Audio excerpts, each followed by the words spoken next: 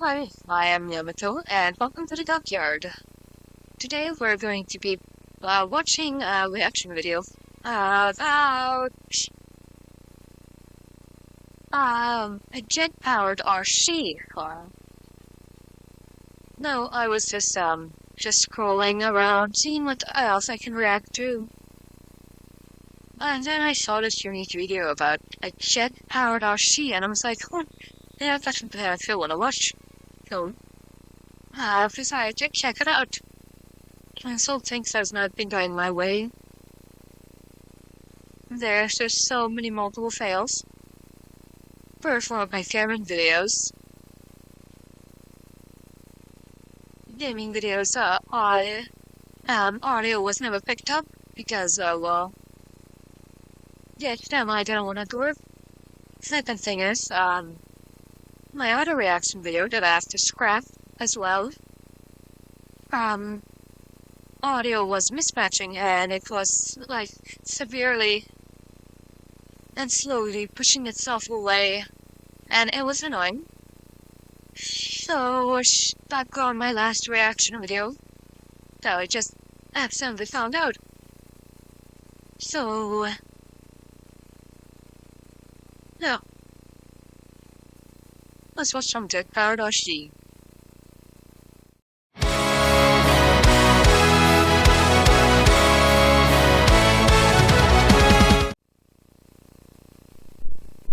Jet turbine-powered RC car. Yes, that's right, I've just built a land speed record-inspired RC car, and I've been hard at work developing its control systems, brakes and parachute, while trying not to destroy my rather expensive and scary jet engine. Oh no.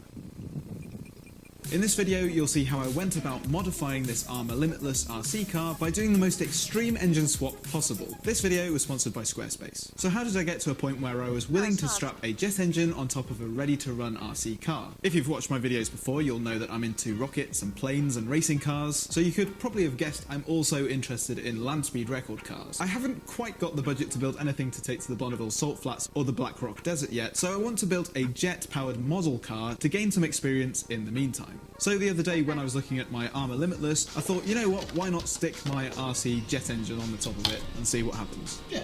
I thought it was about time that I put that thing to good use, but hopefully I'd have some more success with this car than with my rocket car that came to a fiery end last year.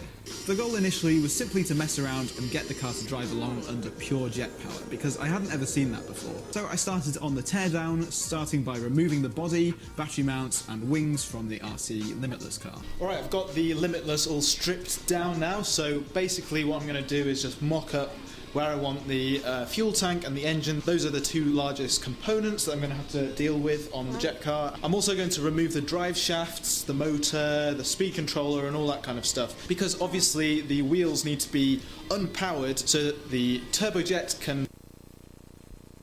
Give me a sec. Men måste söka. Hej.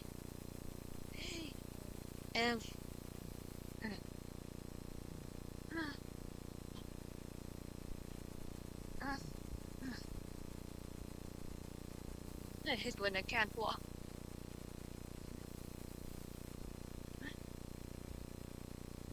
Alright, let's continue onwards.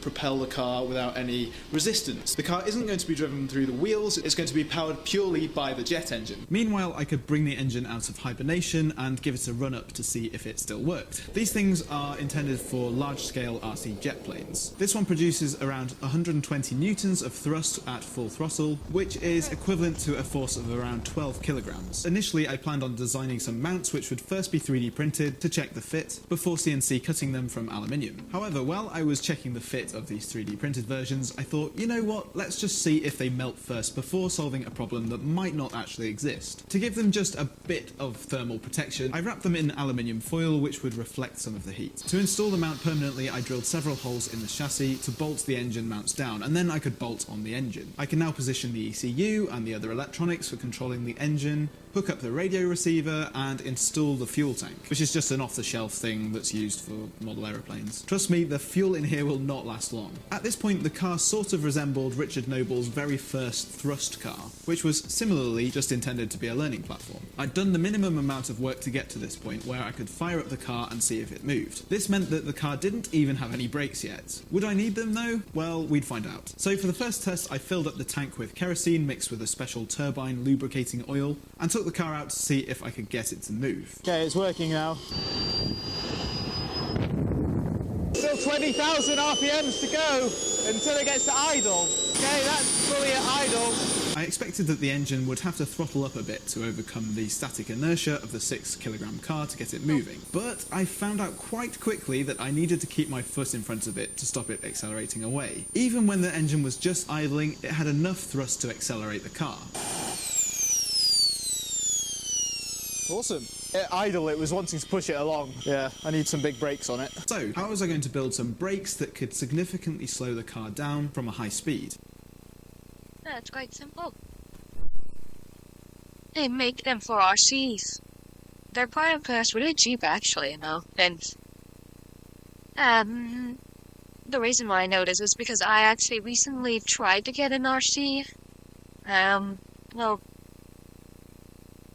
RC content, but it never actually took off because, well, first and first I can never go outside, and if I have to do any RC content, it's probably gonna be inside. And then someone else tests it outside. But also, it's a very expensive hobby. Really expensive, but yeah, they make brakes for them. Especially for aircraft. If you have a massive aircraft that you want to slow down enough, they actually get brakes for them.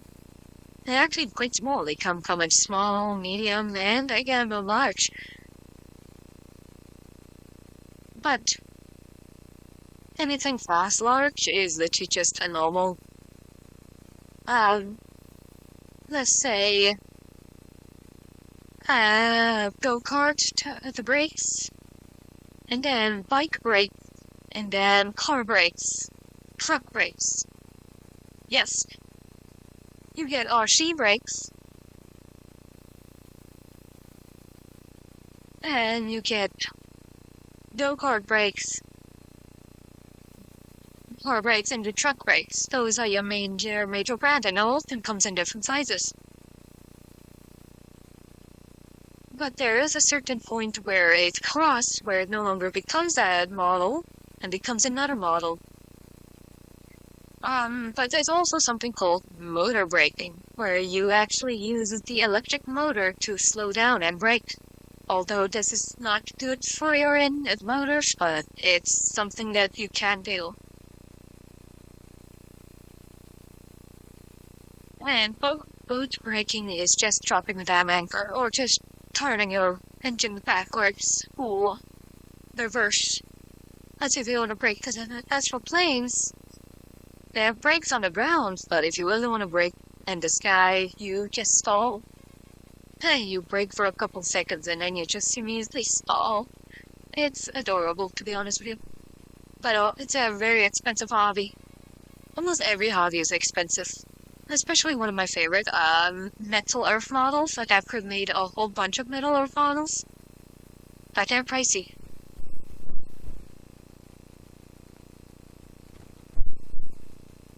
I will tell you the cheapest, model systems that you can get if you want to. If you want to get into like a hobby, like let's say you want to start building boats and boats and planes and tanks, but you don't have a lot of money to buy a ton like full models, 3D models, or RC build stuff. I mean, just want something to have and to tinker with.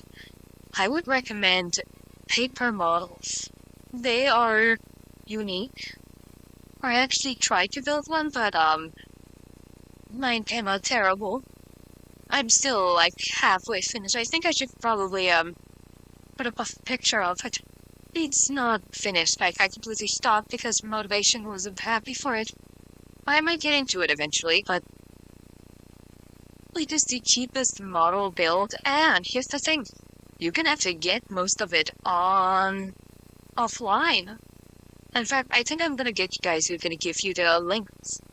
I actually recently searched around there, but you can go there, the website's free, and if you have a printer, you can literally print these papers out with the models. And then you're able to build your own paper warship, battleship, and stuff. So yeah, it's also extremely cheap, but that's if you don't have money. And you just want to build and get into a hobby of building something, that's the perfect plan. But yeah, like for in the beginning, RC building is pricey. Anyway, sorry for barging in. Link in the description down below. I'll put it in. Yamato. All of my other RC cars simply use their onboard motors to electronically slow themselves down. However, my car didn't have a motor, as I wanted to keep the car a pure jet car, powered only by the turbine, like land speed record jet cars. My real car has disc brakes on the front wheels to slow itself down. This is a type of brake that uses calipers to squeeze pads against the disc to create friction. Also well maintained.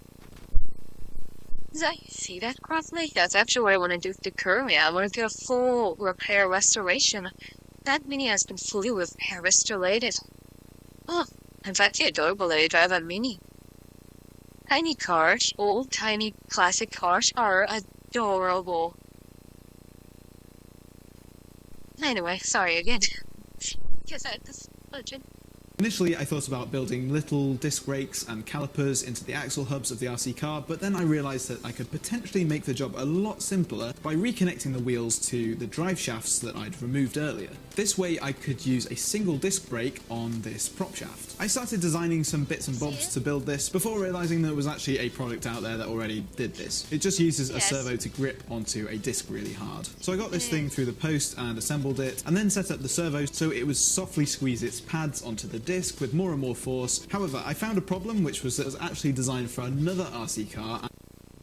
That's the unfortunate part, is that most parts usually doesn't fit, but that's why you can modify them.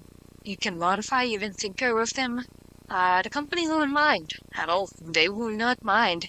Most companies would be very aggressive if you modify the engines and stuff. Like Ferrari really hates when you modify their vehicles.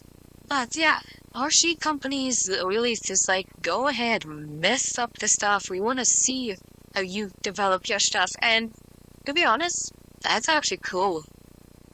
Most tech companies warning on it, you see what's inside before showing you, Nintendo. I swear, I just don't understand companies. It's like, when they were little and they were curious, they would open a toaster or a TV, and that's how they usually would find incredible feats, and then they would create their own products. But now they're putting restrictive on their products, and it's not making fun for the new generation to tinkering around. I just don't understand it. Yeah, I disassembled a lot of toasters and microwave TVs, but I put them back together, including all the radios. And I disassembled almost small cars, almost every toy car that my guardian bought for himself. I usually would take that RC car and I would just dismantle everything to see how it works, and I secretly put it all back together and pretended nothing happened. He still doesn't know it. Oh, wait, he's editing this video. Sorry. Moving on. And wouldn't fit onto mine. But with some drastic action from a rotary tool and a sanding disc, I managed to solve that, and it wasn't a problem. Now the disc fitted over the drive shaft cup. It seemed to work quite well. I only linked up the prop shaft to the rear wheels, but later I could actually decide to link up the front wheels too, as this RC car is actually four-wheel drive, so I'd have to work out what the compromise was and figure out what would work best. Incidentally, I also set up a switch on my transmitter to work like a handbrake so that I could fully engage the servo while the engine was ramping up to idle. Now I had a way of preventing the car from accelerating away. Time for test number 2. Let's get this thing fired up. Got my ear protection, very important. Plug in the battery, Yes. handbrake engaged. Let's turn this onboard camera on. Very important. In fact, I have never experienced heavy audio in my life. In fact, I actually have my own earmuffs as well. Especially when I go for checkup, like for medical checkups. From time to time, I put my earmuffs on because the hospitals are quite loud. Especially with screaming children. It's annoying. But, yeah. It gets loud and confusing from time to time, especially when you're being pushed around a wheelchair and you can't just hold your ears together so you can... It gets annoying. That's why my guardian actually bought me sound deadening muffler earphones. I forgot what they were called. I'm saying all bunch of nonsense now. It's muffles. It's earphones. Because, earplugs are annoying. They irritate my ears too much. So I usually just use earphones. That's why I always use headphones as well. And headsets, because I don't like smoking them up. Anyway, sorry. I feel chipperish. Because I'm annoyed. And this is fun. Guess we'll go for ignition. Gonna get ready to shut it down in case the brakes can't hold it.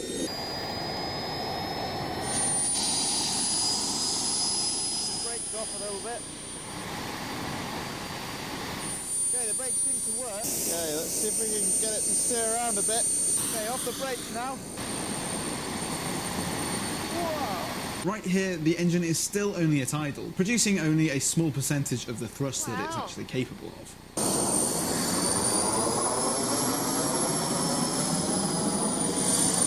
I wanted to see how well the brakes worked, so I gave the engine some more welly with the handbrake on. However, the high thrust line combined with the sheer power of this jet engine meant that the rear wheels started to scrub along behind at around 10% throttle. So it looks like it's just going to pull it along with the back wheels locked. That has power. Whoa! I want one. But then something quite bad happened. Brakes failed. Oh no. Too much fuel. So what happened there was a bit weird, but I've worked out that it was actually my fault. I ran out of fuel and the engine died. Big error, because that meant that the engine failed to cool itself or start cooling itself with the brushless motor on the front to spin the fan up. Thankfully, I managed to tell the engine to cool itself manually, and it wasn't damaged from overheating. To make sure, I put some more fuel in it and then gave it another run. Yeah. I'm not too into, into much jet engines. I've only seen, like, electric jet engines before, but, these type of jet engines I don't know much about, but I would think that's usually something that happened. It's or they get too much fuel and fans can't keep up, or they're not getting any fuel and, well, you see what happens. And that's bad if an engine overheats. Without getting any fuel, it will just start welding together, and we all know. Most of you boys out there would know what metal fusion looks like on an engine, and it is not pretty at all. It's ugly. Anyway, sorry again. This is actually just too curious. I like this. Shut down, let's shut down. Woo! Have you ever seen an RC jet car before? Well, now you have. How cool was Yes. I knew I'd need some more stopping power at higher speeds, so it was time to start work on the parachute system. I sketched out some ideas for making a spring-loaded ejection system that could be activated by a single servo. Next, I CAD'd up some parts on my computer and printed them on my Ender 3 3D printers. Also, 3D printing is also a very expensive hobby, but I would love to have one. It's just that random dopamine and curiosity that hits that, like, hey, I want this. Get this for me, but all 3D printers are so expensive. Everything I would love to tinker around with is just too expensive at this moment. But, like I say, paper models is the cheapest hobby that you can get into. Any paper models is the cheapest stuff you can begin with. Once again, link in the description below. Glued these parts together and installed a rubber band on the inside that gets stretched when loading a parachute. The idea with this is that the door gets held shut by another band attached to a servo. I wasn't sure if this would work, but... Yes! It worked! Unfortunately, I'd slightly miscalculated how big this parachute pod needed to be, so the parachute I wanted to use didn't fully fit, with its strings attached, which meant I had to start making a version 2, which would include a few other improvements. While this printed though, I cut a slot in the car's rear diffuser for the version 1 device, loaded the parachute the best I could with it sort of sticking out a bit, and then gave it a test to see if this seemed to work at all. Right, before I show you how well the parachute system deployment thing worked, it's time for a very quick ad from the sponsor. No sponsors here. My sponsors on. Where I can get this light. Yeah.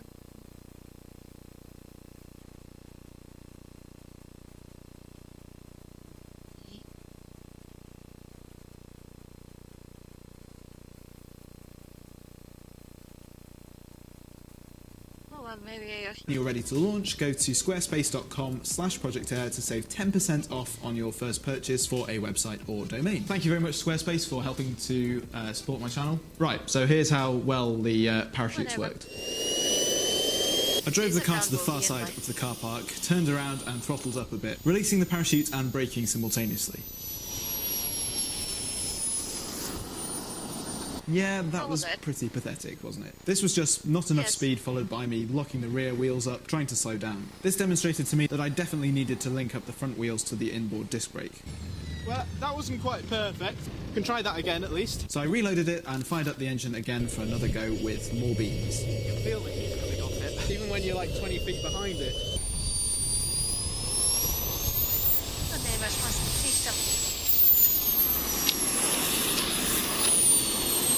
So that was obviously a lot better despite locking up and spinning out. Time to work on the brakes some more.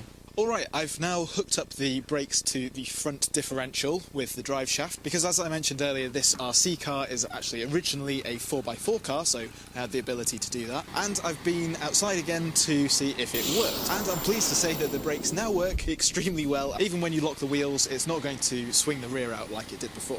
But now I really need to find myself a big old runway or something so I can really put this car through its paces. That's now the limiting factor on this project. So if you own a runway or a racetrack or something like that, or you know someone who does, or you have a contact that might be useful to me, then make sure to comment down below, please. That would really help. I'm looking to get this car up to speed over the next few weeks, so subscribe so you don't miss any of the future content on this car. And in the meantime, maybe watch one of these videos over here, because if you've got to this point in this video, then... Anyway, that's gonna be all for tonight. I hope you enjoyed that. It was a lot of fun, I'll tell you that. I just loved how everything is. Unfortunately it was very short. But unfortunately this video is kinda old. I see a couple more of them, so I'll probably make part 1 and part 2 and part 3. Because this is very curious. I'm learning a couple of brand new things, but most of these things I don't even know exist. Oh yeah, don't forget to check out his channel, link in the description down below. His this video will be in the link in the description down below, so you can just click on it and immediately goes there.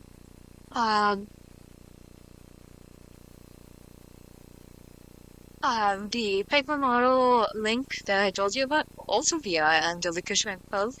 And once again, I do apologize if anything went bad. My model looks terrible. You guys want to see how actually my model is supposed to look?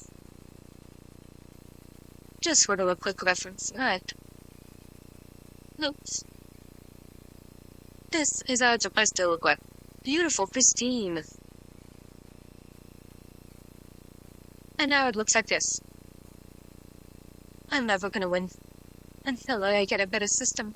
Anyway, hope you enjoyed this video.